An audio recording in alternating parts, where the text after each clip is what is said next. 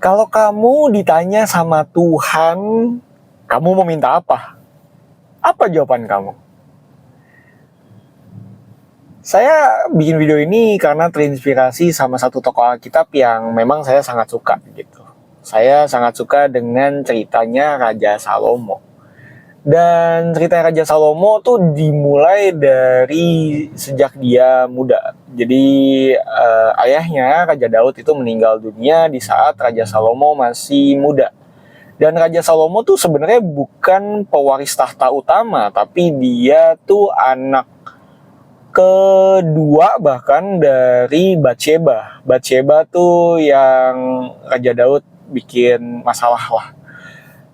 Dan dia harusnya tuh bukan nomor 1, nomor 2 atau nomor 3-nya gitu. Ada Absalom, ada Amnon, ya.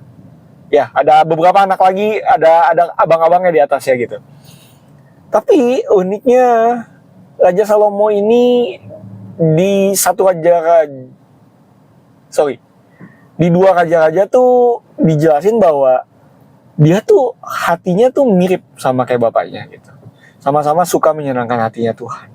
Makanya pada saat dia pertama kali dilantik sebagai raja, dia membawa persembahan ke Tuhan sebesar 1.000 hewan ternak yang dibakar habis gitu.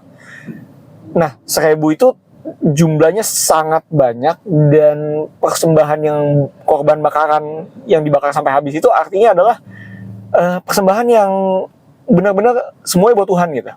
Kayak menyerahkan seluruh tubuhnya buat Tuhan gitu. Dan dari situ Tuhan ngelihat bahwa hatinya Salomo tuh menyenangkan hatinya Tuhan. Makanya Tuhan datang ke mimpinya Salomo dan Tuhan nanya, "Mo, Salomo," gitu kan. "Mo, kamu minta apa?" gitu. Dan jawaban Salomo tuh luar biasa bagus dan harus kita contoh untuk jadi doa kita setiap hari minta sama Tuhan. Pertama, dia ngakuin kekurangannya dia. Dan dia sadar siapa Tuhan itu dalam dirinya. Dia bilang dia masih muda. Terus dia juga nyebut bahwa Tuhan itu udah baik sama bapaknya. Maka dari itu yang dia minta adalah hikmat. Hikmatnya juga bukan untuk dirinya sendiri, tapi untuk memerintah bangsa pilihan Tuhan yang banyak banget jumlahnya. Nah, kalau kita ambil dari sini, doa yang Tuhan seneng, yang menyenangkan hatinya Tuhan, adalah doa-doa yang memang sifatnya itu bukan untuk kepentingan diri kita sendiri. Tuhan, saya pengen kaya karena saya pengen mobil bagus gitu.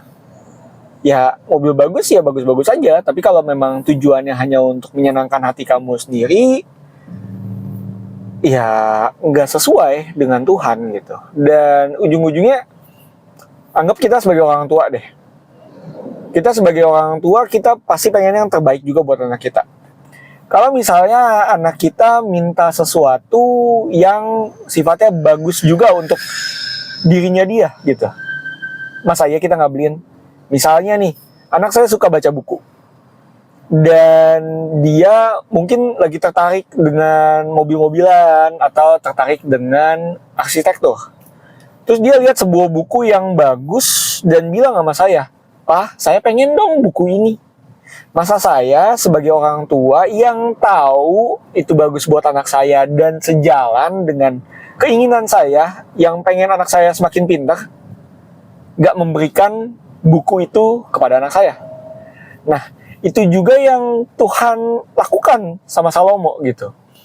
Karena Salomo juga menyenangkan hatinya Tuhan dengan jadi raja yang visinya tuh sejalan sama Tuhan gitu, pengen memerintah dengan baik, pengen menjadikan bangsa Israel dan nama Tuhan dipermuliakan. Maka Tuhan gak cuma memberikan hikmat, dia bahkan memberikan harta, umur panjang, bahkan musuh-musuhnya juga tunduk sama Salomo.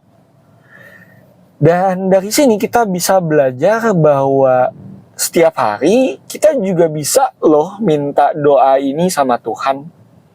Kita bisa minta ke Tuhan untuk menjadikan kita dan memberikan kita hikmat dalam peran apapun yang kita lakukan di dalam kehidupan kita. Misalkan kita sebagai seorang pelajar, kita bisa minta sama Tuhan, Tuhan, saya orang yang baru mulai belajar di sekolah ini.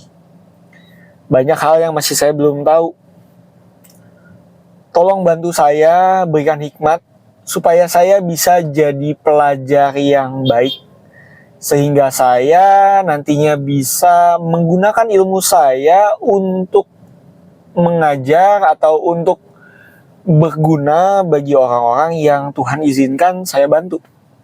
Misalnya jadi bisa bantu teman-teman belajar bareng. Bisa juga jadi bantu volunteer di sekolah minggu, ngajarin adik-adik yang lebih kecil atau sejenisnya, itu bisa. Sebagai seorang suami, kita bisa doa juga, Tuhan berikan saya hikmat untuk jadi suami yang bisa memberikan yang terbaik untuk istri saya. Sebagai ayah, Tuhan berikan saya hikmat untuk bisa jadi seorang ayah yang baik, yang bisa menyenangkan hatinya Tuhan dan juga memberikan yang terbaik untuk anak saya. Dan begitu seterusnya. Intinya, Tuhan juga udah ngingetin kita di Matius untuk minta, maka kita akan mendapatkan, cari maka kita akan menemukan, dan ketok maka pintu akan dibukakan gitu. Tuhan yang sama ngingetin juga bahwa kalau kalian minta roti nggak mungkin dikasih batu, nggak mungkin kalian yang minta ikan dikasih ular berbisa, tuh nggak mungkin gitu. Dan Tuhan tahu gitu, kalau tujuan kita benar, motivasinya kita benar, percaya aja Tuhan dan semua hikmatnya Dia pasti akan diberikan perlahan-lahan sama kita. Dan cara paling cepat untuk kita nggak cuma nunggu hikmatnya Tuhan adalah dengan cari dan ketok. Apa yang harus kita cari? Kita cari firman Tuhan.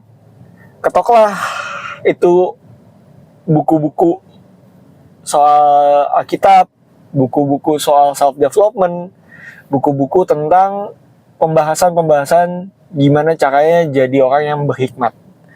Minta sama Tuhan tiap hari buat dapat kebijaksanaan sehingga hikmat tadi bisa diaplikasikan. Dan ini saya juga dapat ilmunya dari bule gitu ya, dari narasumber di luar negeri yang ngebahas soal apa itu hikmat gitu. Dia bilang bahwa hikmat itu adalah ilmu pengetahuan dan pengertian yang diaplikasikan. Ujung-ujungnya sama aja kayak kalau kita bilang tuh sama dengan skill atau keterampilan. Jadi semakin banyak skill yang kita dapatkan atau kita cari atau kita usahakan, semakin besar juga hikmat yang nantinya kita bisa rasakan dalam kehidupan kita. Makanya kalau kalian pengen jadi orang yang semakin berhikmat, pertama, carilah dahulu kerajaan Allah dan kebenarannya. Buka Alkitab, kenali pribadi Tuhan dan kebenarannya. Kedua, kalian bisa mulai belajar seperti apa kalian nantinya, seperti apa cita-cita kalian nantinya, dan kalian bisa belajar skill-skill apa yang kalian butuhkan untuk kalian bisa jadi nomor 1 di dalam bidang tersebut. Dan saya percaya dengan kalian melakukan step by step itu terus-menerus hari demi hari, kalian pasti akan sampai di sebuah level di mana skill dan hikmat tadi itu bisa jadi sesuatu yang berharga dan juga bisa bermanfaat bagi orang di sekitar kalian. Intinya, cari Tuhan, kembangkan skill, dan konsisten dalam melakukannya. Itu aja, semoga video ini ngebantu. Nama saya Eskil Wijaya, Tuhan Yesus memberkati. Bye.